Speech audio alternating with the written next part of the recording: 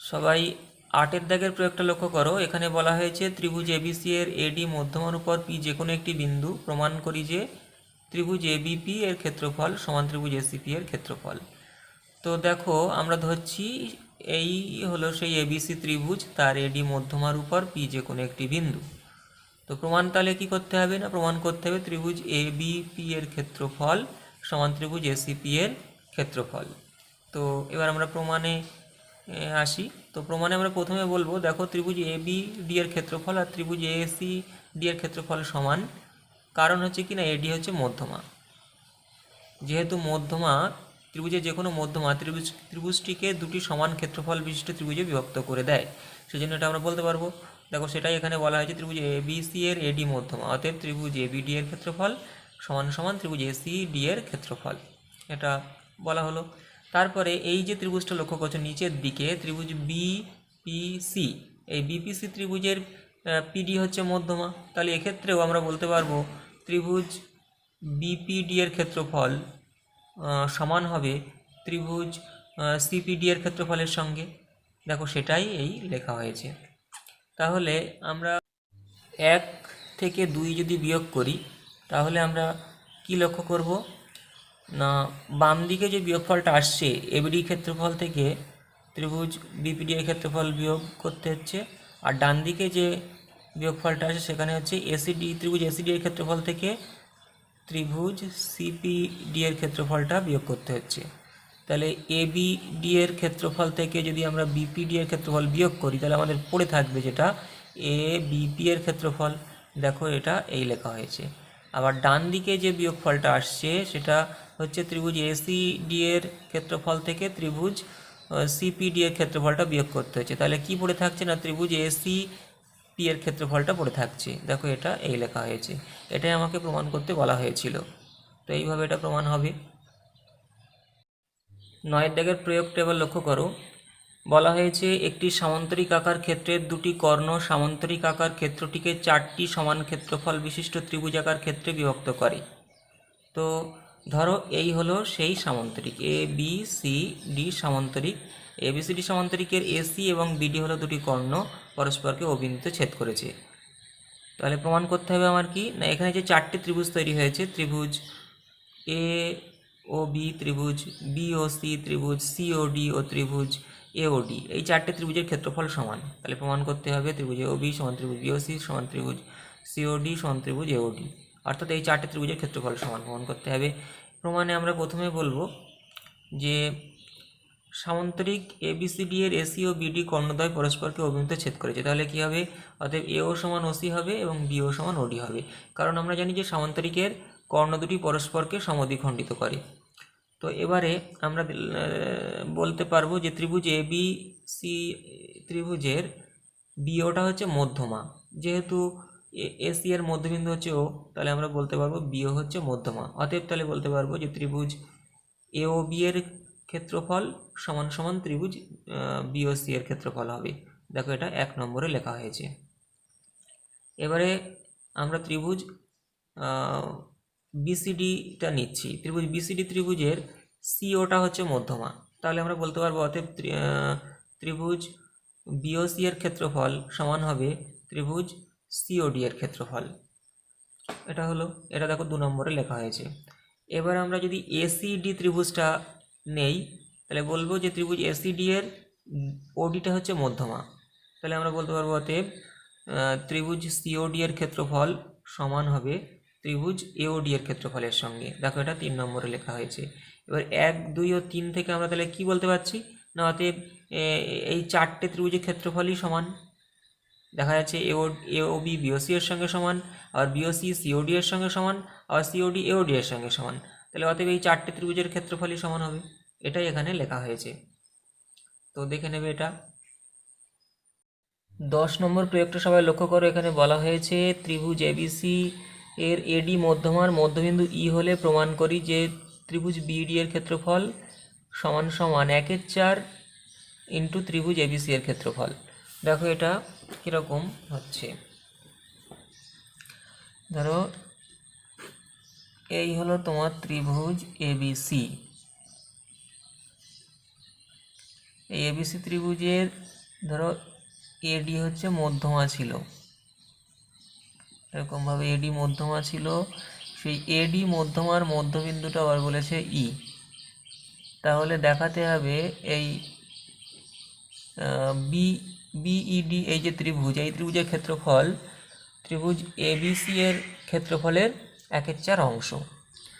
তো এটা যদি আমাকে প্রমাণ করতে হয়, প্রথমে প্রদত্ততে আমরা বলে নেব যে ত্রিভুজ এবিসি এর এডি মধ্যমার মধ্যবিন্দু ই। তাহলে প্রমাণ করতে হবে ত্রিভুজ বিইডি এর ক্ষেত্রফল, যেটা প্রমাণ করতে হবে আমি সেটা লিখে নিচ্ছি। ত্রিভুজ বিইডি এর ক্ষেত্রফল সমান 1/4 ইন্টু ত্রিভুজ এবিসি এর ক্ষেত্রফল। এবারে প্রমাণে আমরা আসি। প্রমাণে আমরা প্রথমে বলবো যে ত্রিভুজ এবিসি এর এডি মধ্যমা, অতএব আমরা কি লিখতে পারবো যে ত্রিভুজ এবিডি সমান সমান ত্রিভুজ হচ্ছে এসিডি। অর্থাৎ বলে আমরা এটা লিখতে পারবো, অর্থাৎ বলে ত্রিভুজ এবিডি সমান সমান হচ্ছে হাফ ইন্টু ত্রিভুজ এবিসি, অর্থাৎ এবিসি ত্রিভুজের ক্ষেত্রফলের অর্ধেক। এই দুটো ক্ষেত্রফল সমান, অর্থাৎ আমরা বলতে পারবো যে ত্রিভুজ এবিডি এর ক্ষেত্রফল ত্রিভুজ এবিসি এর ক্ষেত্রফলের অর্ধেক, সেটা আমরা বলতে পারবো। এটা ধরে একটা 1 নম্বর দিয়ে রাখলাম। আবার দেখো এই যে এবিডি ত্রিভুজের বিটা মধ্যমা বলতে পারবো, যেহেতু এডি এর মধ্যবিন্দু ই ছিল, তাহলে আমরা বলতে পারবো যে ত্রিভুজ এবিডি এর বি হলো মধ্যমা।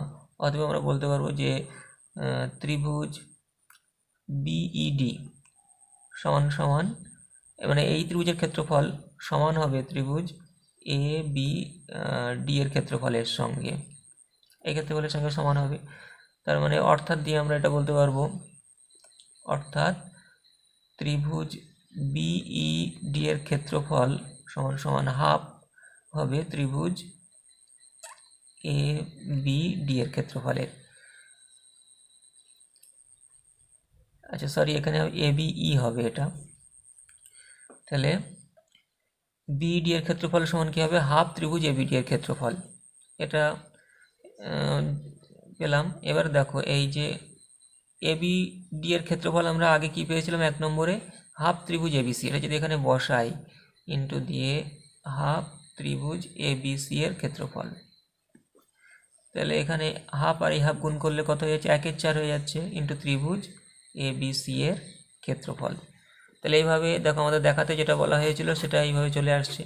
এভাবে তোমরা দেখে নেবে বিষয়টা, আর স্টেপ বাই স্টেপ লিখে ফেলবে। প্রথমে যেরকম প্রদত্ত বলেছিলাম সেরকম প্রদত্তটা লিখে ফেলতে হবে, তারপর প্রমাণ করতে হবে বলে এটা লিখে ফেলতে হবে, তারপর প্রমাণে যেরকমভাবে বলছিলাম সেরকমভাবে লিখে ফেলতে হবে। এবারে 11 দাগের প্রয়োগটা সবাই লক্ষ্য করো। এখানে বলা হয়েছে এবিসিডি ট্রাপিজিয়াম আকার ক্ষেত্রের এবি বাহুটা ডিসি বাহুর সঙ্গে সমান্তরাল এবং এসি ও বিডি কর্ণদ্বয় পরস্পরকে ও বিন্দুতে ছেদ করেছে। প্রমাণ করি যে ত্রিভুজ এওডি এর ক্ষেত্রফল সমান ত্রিভুজ বিওসি এর ক্ষেত্রফল। তো ধরো এই হলো এবি সিডি ত্রিভুজাকার এই ট্রাপিজিয়াম।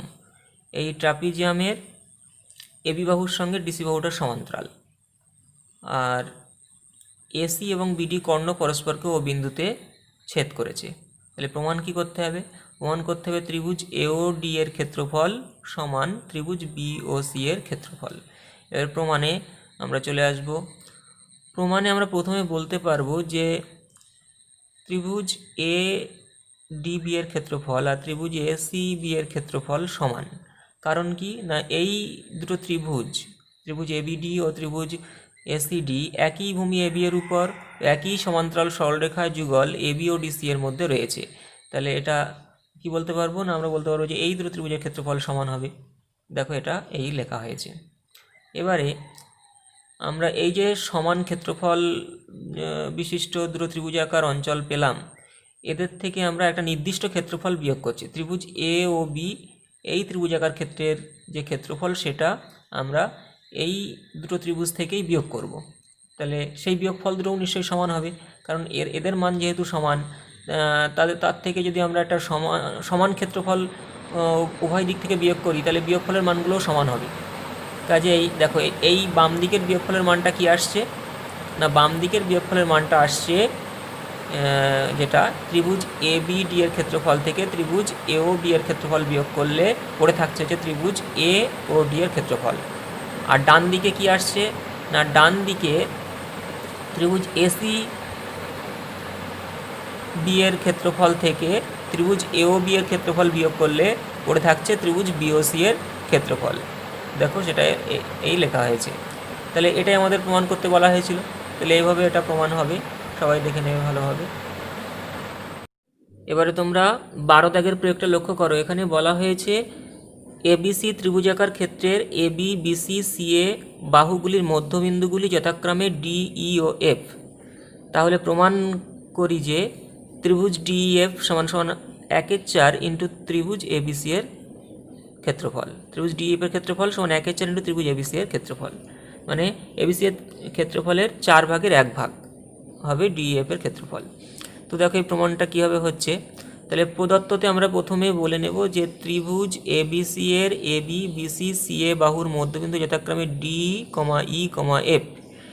এবারে তাহলে প্রমাণ করতে হবে কি না ত্রিভুজ ডিএফ এর ক্ষেত্রফল সমান 1/4 ইন্টু ত্রিভুজ এবিসি এর ক্ষেত্রফল। দেখো এটা এই লেখা হলো। এবারে আমরা প্রমাণে আসব।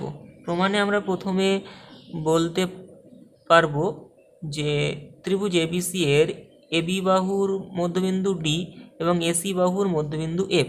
তাহলে ডিএফ এই রেখাংশটা কি হবে না বিসি এর সমান্তরাল হবে, অর্থাৎ ডিএফ রেখাংশটা বি এর সমান্তরাল হবে। দেখো এটা এখানে উল্লেখ করা হয়েছে। এবারে আমরা যদি এই বাহুটা নেই, বলছি যে ত্রিভুজ এবিসি এর বিসি বাহুর মধ্যবিন্দু ই এবং এসি বাহুর মধ্যবিন্দু এফ। তাহলে ইএফ যে রেখাংশটা সেটা কী হবে এবি এর সমান্তরাল হবে, অর্থাৎ ইএফ রেখাংশটা এই বিডি এর সমান্তরাল হবে। দেখো সেটা এই বলা হয়েছে। এবারে এই যে আমরা চতুর্ভুজটা লক্ষ্য করছি, চতুর্ভুজ বিডিএফই, এই চতুর্ভুজের বিপরীত বাহুগুলি সমান্তরাল হচ্ছে, অর্থাৎ ডিএফ সমান্তরাল বি হয়েছে এবং বিডি সমান্তরাল ইএফ হয়েছে। তাহলে এটা একটা সামান্তরিক। আর এই সামান্তরিকের দেখো এই ডিটা হচ্ছে কর্ণ। আর আমরা জানি সামান্তরিকের যে কোনো কর্ণ সামান্তরিককে দুটি সমান ক্ষেত্রফল বিশিষ্ট ত্রিভুজে বিভক্ত করে।